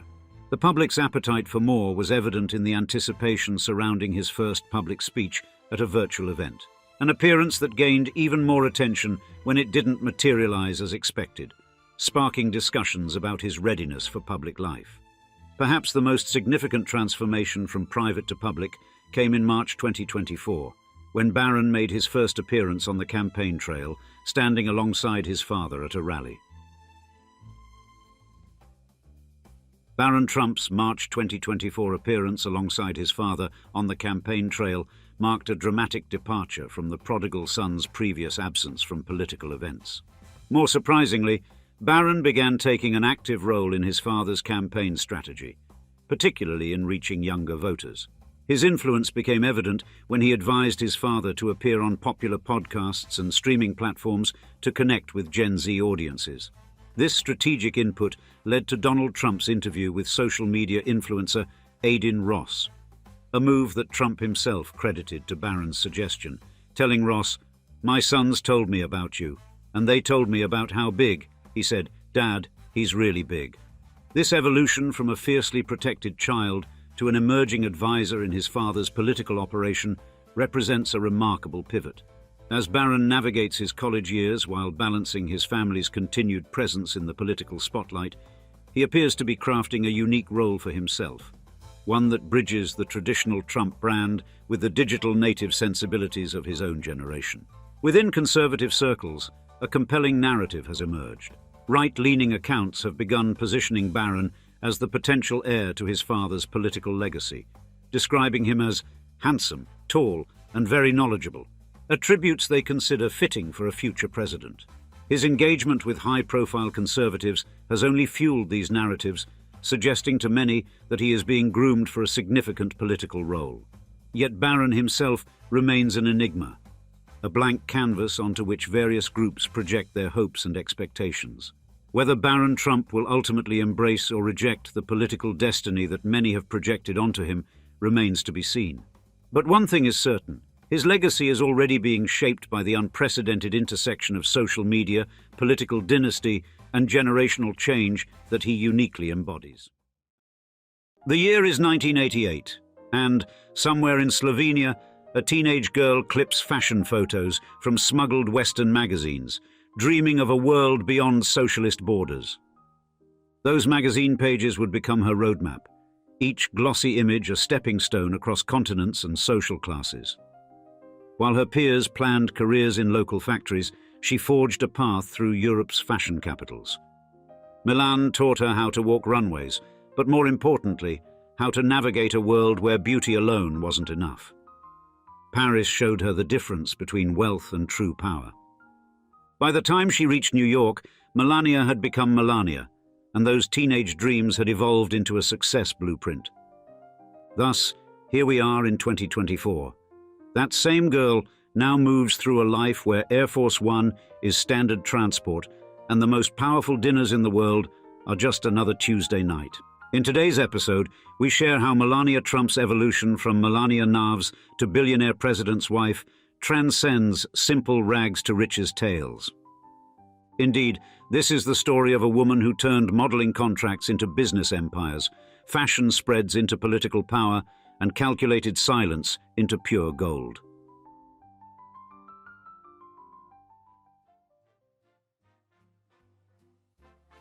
In 2024, Melania Trump's personal fortune sits at $50 million, a figure that would impress anyone except her husband, whose $6.5 billion, which naturally he shares with her, makes her millions look like loose change found between Mar-a-Lago's sofa cushions.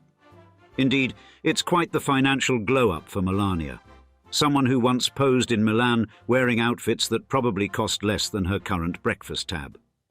And her personal wealth originated from what one might call a vertically integrated career path. First standing in front of cameras for Vogue, Vanity Fair and Glamour, then selling jewelry on QVC, and later convincing wealthy women that caviar belonged on their face rather than their plate. While these ventures are now defunct, they proved rather more successful than most supermodel side hustles. Now, the former First Lady's personal assets read like a dictionary entry for luxury. The crown jewel is her $3 million engagement ring, featuring a 25-carat diamond so large it probably has its own gravitational pull. Certainly, her jewelry collection would make Cartier's display cases look understocked, while her Vacheron Constantin watch costs more than what most people spend on their cars and their houses, combined. When we add Donald's assets to the equation, the numbers become properly ridiculous. Mar-a-Lago, their Florida home/members club, raked in $56 million last year. Apparently charging astronomical prices for dinner doesn't deter the wealthy. Their golf empire includes the National Doral, which pulled in $160 million, proving golf can indeed be profitable, just not for most of us, while Bedminster Club added another $37 million to the family piggy bank. Yet despite sharing enough wealth to buy a small country or run the world's most powerful one, Melania maintains a surprisingly low profile when she's not on First Lady duties. She's chosen the role of hands-on mother to Barron, splitting time between New York, Florida and DC, while her Be Best initiative focuses on foster care, though one imagines her charitable donations might arrive in a slightly nicer envelope than most. Now, the journey from Eastern European model to American billionaire's wife with her own millions might sound like a Netflix series pitch, but to understand how young Melania Knavs engineered this transformation, we need to return to a small industrial town in Yugoslavia, where designer labels were about as common as winning lottery tickets.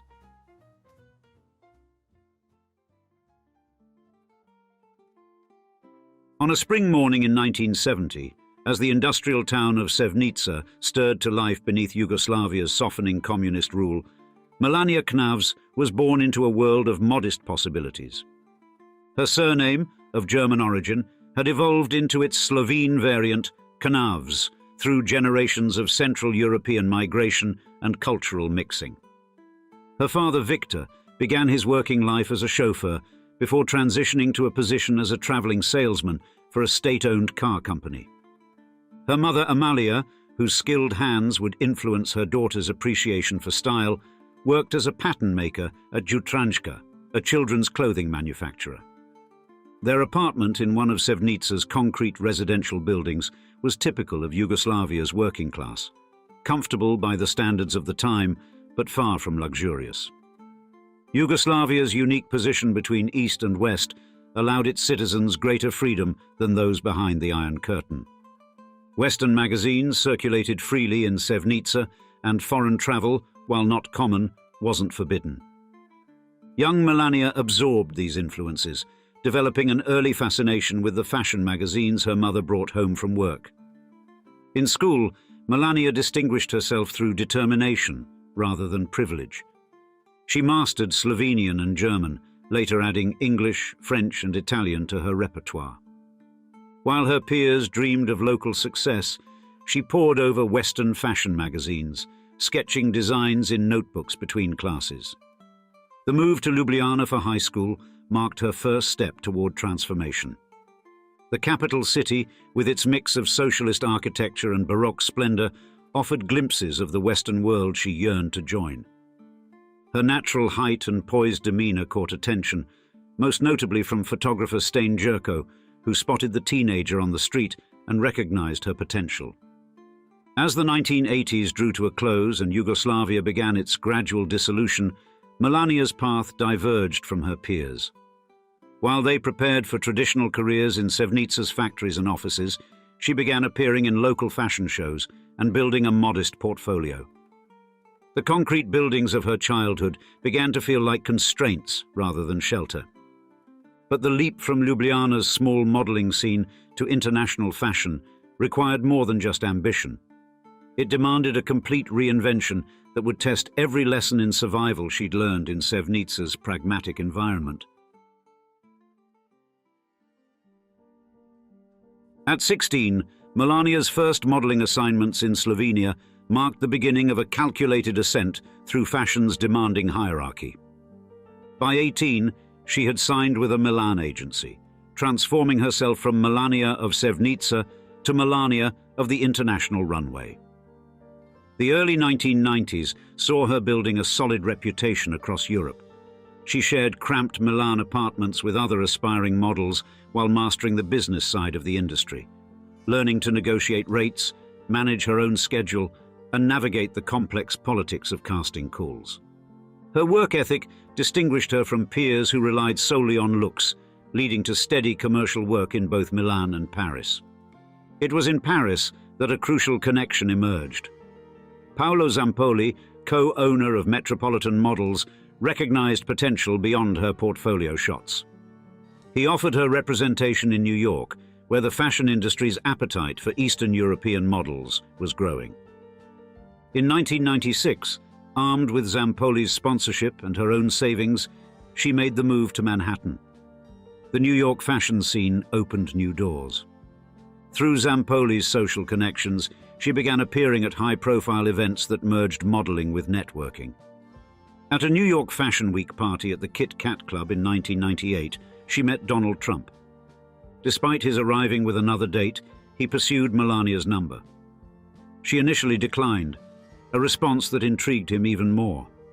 Their first date at Mumbai a week later launched a relationship that would reshape both their lives. Post-millennium, Melania began exploring business ventures beyond modeling.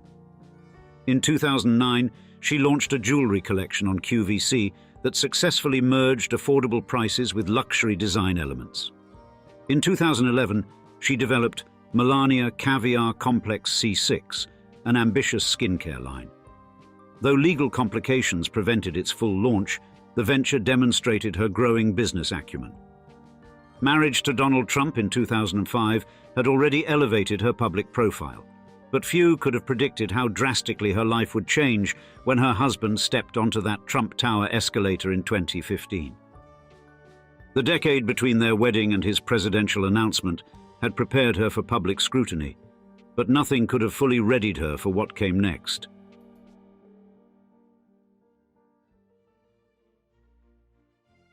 The transition from Trump Tower penthouse to White House residence marked the most dramatic shift in Melania's carefully constructed world. Her first months as First Lady challenged traditional protocols. She remained in New York until Barron completed his school year, a decision that cost taxpayers approximately $130,000 per day in security, but underscored her stated priority: motherhood above political obligations. When she did assume her official duties, Melania brought the same measured approach that had served her in business. Her Be Best initiative, launched in May 2018, focused on children's well-being, online safety, and opioid abuse. The program garnered both praise and criticism, particularly regarding its cyberbullying component, which some viewed as contradictory given the broader political context. The East Wing under Melania operated distinctly from the West Wing. She maintained a smaller staff than her predecessors, though she ensured key positions were filled by loyal personnel. Her communications director, Stephanie Grisham, became known for zealously guarding Melania's privacy while maintaining her public image. Certain moments during her tenure sparked intense public interest. The footage of her appearing to avoid holding Donald's hand in Israel, her choice to wear a jacket emblazoned with "I really don't care, do you?" while visiting migrant children, and her selective campaign appearances all generated widespread media coverage and speculation about her mindset. By the time the Trumps departed Washington in January 2021, Melania had carved out a unique approach to her role as First Lady, one that emphasized privacy and selective engagement over traditional constant visibility. Her tenure sparked discussions about the evolving nature of the First Lady's role in modern American politics. The end of the Trump presidency, however, didn't signal Melania's retreat from public life. A new chapter was beginning, one that would test her ability to balance family obligations with personal aspirations.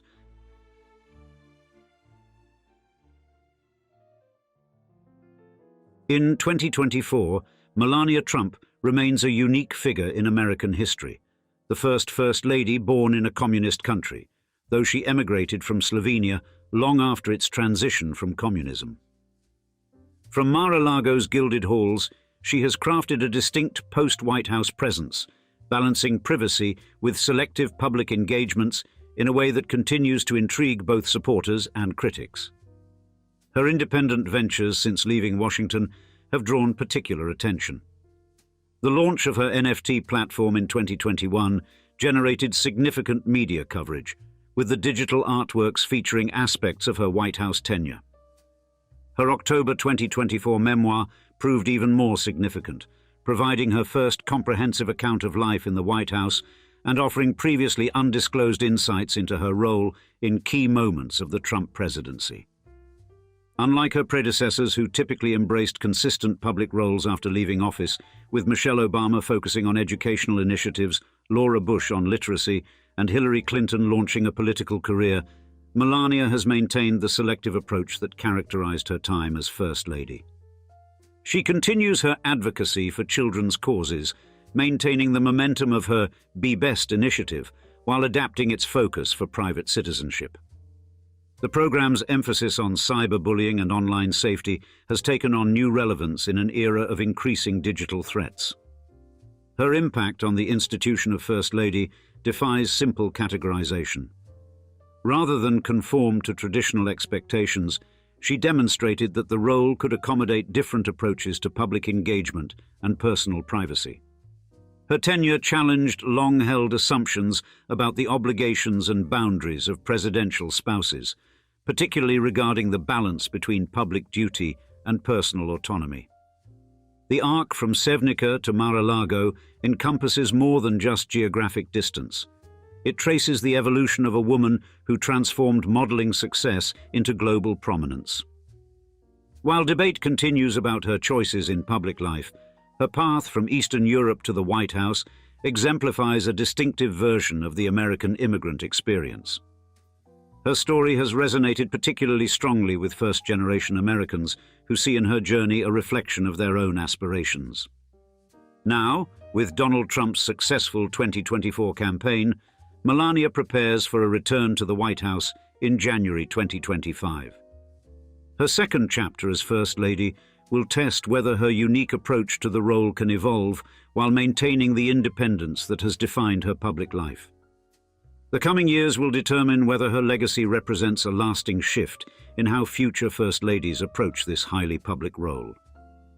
Those who have worked closely with her suggest that Melania's second term as First Lady will likely feature a more confident, experienced approach to the role, though still on her own terms. Her ability to maintain privacy while occupying the most public of positions has become her trademark, a skill that may prove even more valuable in an era of increasing media scrutiny and political polarization.